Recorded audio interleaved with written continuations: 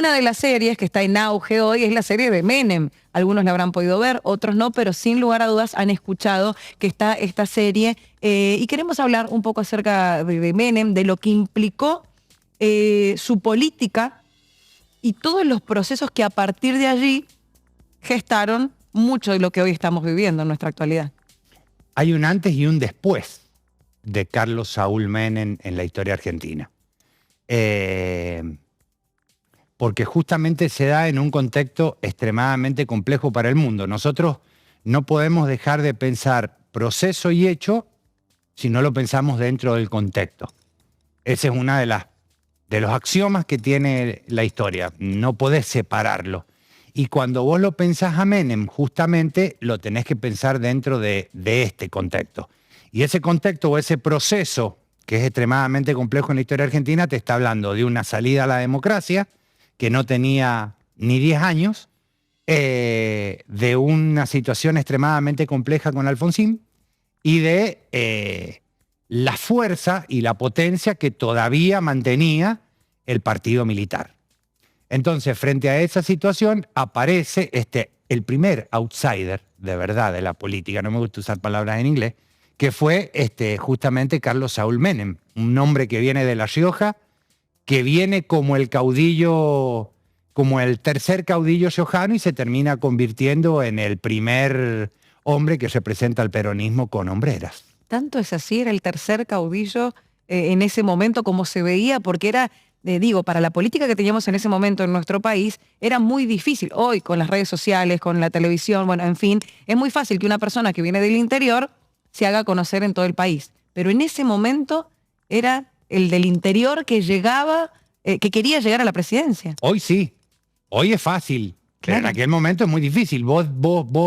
A ver, la serie es un recorte ficcionario de un proceso histórico que es el menemismo. Podemos, perdón que te interrumpa, mientras vamos narrando todo esto, ir diciendo como las cosas que salen, que son ficción y otras que son realidad dentro de esta ficción, por ejemplo. La serie es una serie que tiene, creo que 6 capítulos. Sí.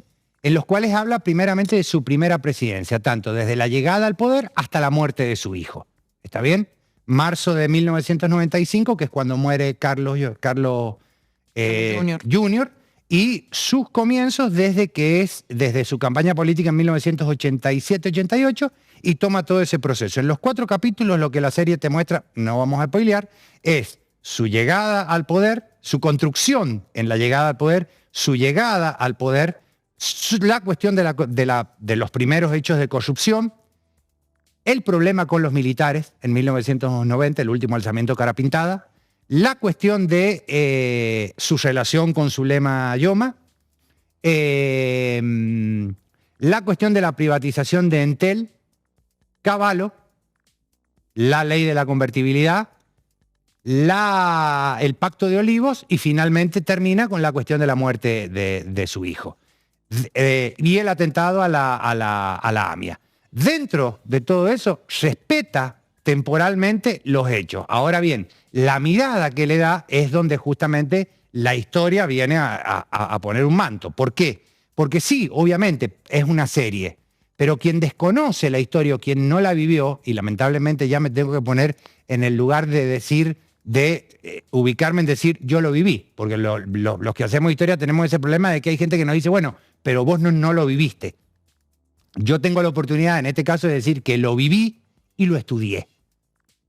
Entonces, desde ese punto de vista es donde vos comenzás a ver que la serie es una ficción y es una serie para divertirte. El problema es cuando vos podés llegar a tomarla como una forma para aprender qué fue el menemismo. Vos fíjate que la serie sale en un momento donde sectores de la familia Menem tienen mucho poder en el gobierno actual. Te da a pensar también varias cuestiones.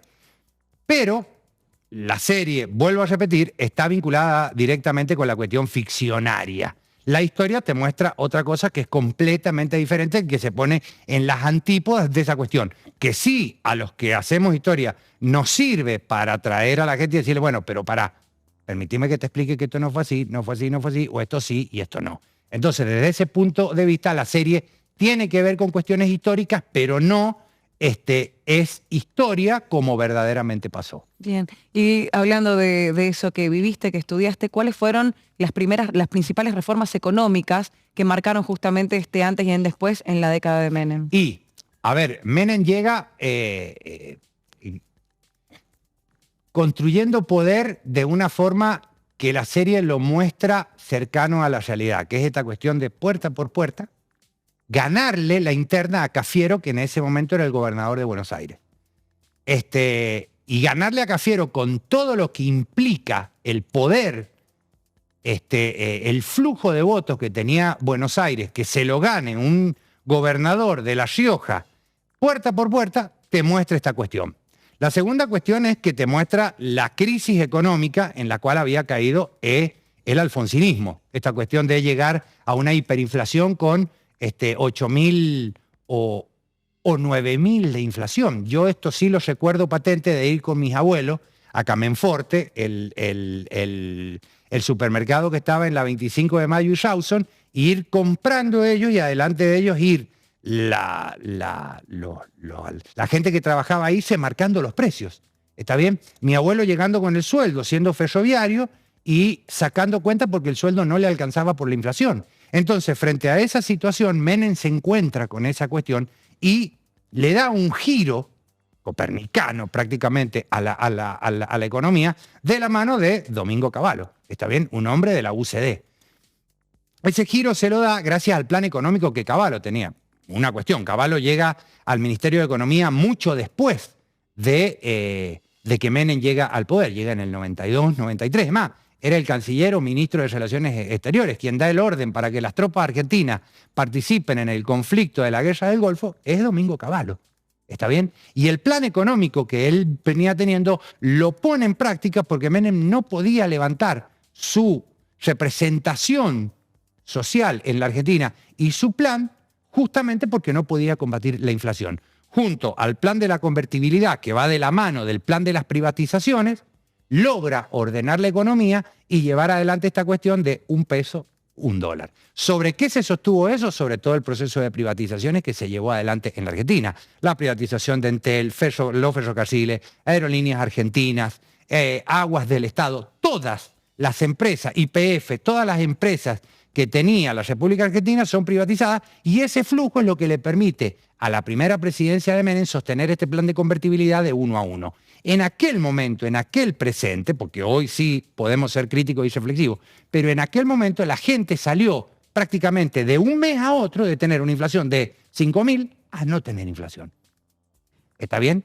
Y eso fue, desde el punto de vista del clima social, del termómetro social, muy positivo para la calle.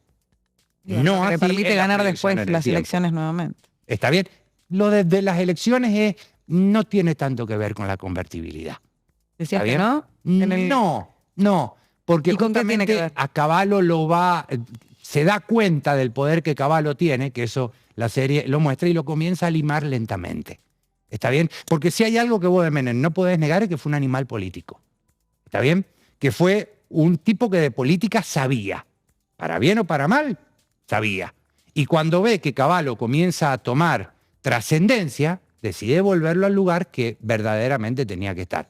Vos fíjate que durante esa primer presidencia de Carlos Menem vos tenés el alzamiento Carapintada en los 90, tenés las privatizaciones, tenés la ley de la convertibilidad, tenés el atentado a la Embajada de Israel, tenés el atentado a la AMIA, tenés la muerte de su hijo y entrando a la segunda presidencia la voladura del Río Tercero a causa del tráfico de armas a Croacia y Ecuador, donde le vendimos armas a Ecuador para que luche contra Perú, que Perú había sido históricamente nuestro aliado y en el cual nosotros habíamos sido árbitro de la paz entre Ecuador y Perú en 1942.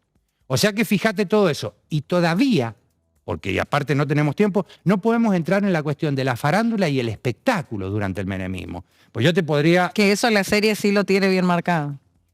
En cierta parte. Está bien porque, por ejemplo, lo de Poli Armentano no sale, la cuestión de la noche, la cuestión de cómo ingresa toda esta cuestión de los estupefacientes sintéticos de la noche porteña, de la cuestión de el cielo, de Pepino. Claro, sale más el espectáculo, digamos, con las figuras públicas de ese momento, que eran las que estaban actrices. Y acordate que la figura era Carlos Saúl Menem.